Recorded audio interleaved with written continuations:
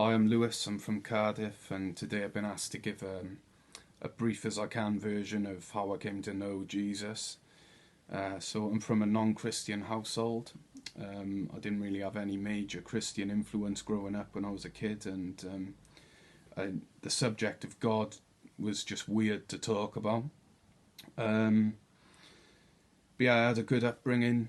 Two parents still married, four sisters and a brother, so it was a lot of fun.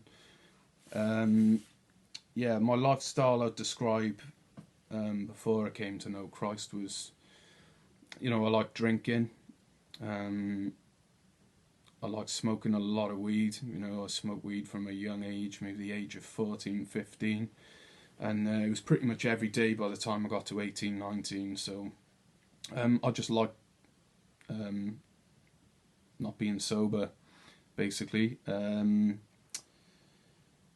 and in my early 20s, I started feeling like something, was missing from my life. So I began researching things like um, New Age philosophies and conspiracy theories, and it quickly became, an obsession because I was looking for a truth. I was asking questions like, why are we here? Where are we? Where do we go when we die? And how did we get here? So I wanted to know the answers to these questions. So yeah, like I said, it became an obsession. It was every day I was researching things, and I remember one day I came across the subject of Bible prophecy, and this led me to read what's God's law, what's called the Ten Commandments. It's something we've all heard of as a kid, but yeah, we never really take it seriously. And this time I read them, and I asked the question, like it sort of made me realise, sorry, that I'm quite like that.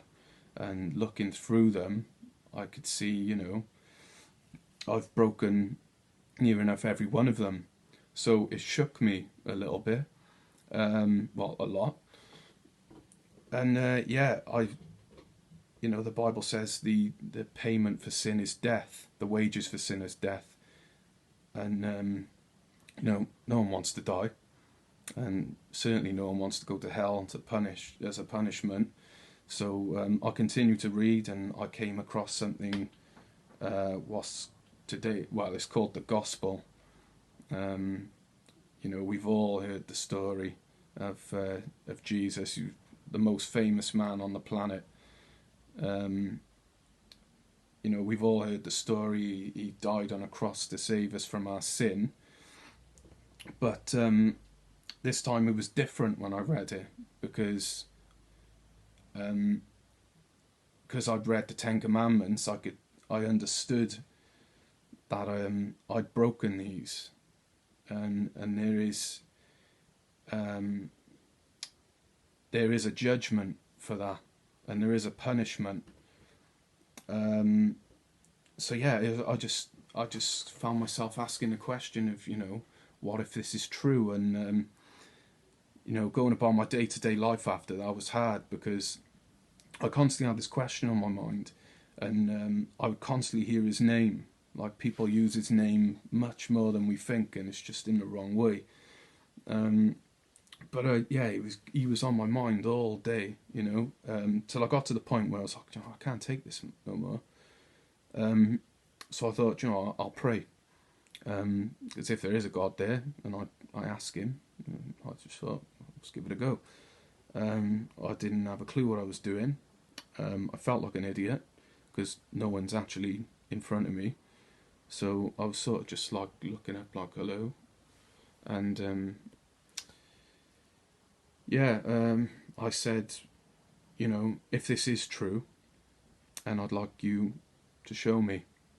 Um, then a few nights later, so I had a routine of I had two kids at the time, two boys and my partner, and I had a routine of like 10 o'clock. Usually she'd go to bed, so I'd wrap a spliff. Then till early hours of the morning, I'd just keep smoking. So This night I rolled my spliff, went outside, and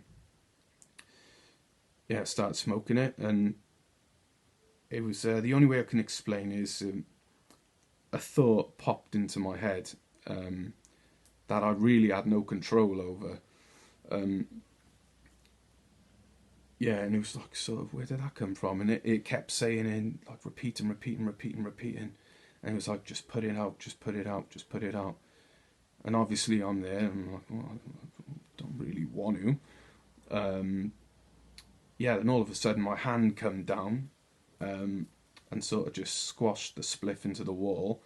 And the only way I can describe what happened next was I was in autopilot. That's what it felt like. I had no real control. It was just no thought process. Just into the house, grab the tray, bang, straight in the bin. All of it, the weed, the grinder, whatever. It was all gone. And I just sat down and wondered what had happened. So yeah, it freaked me out.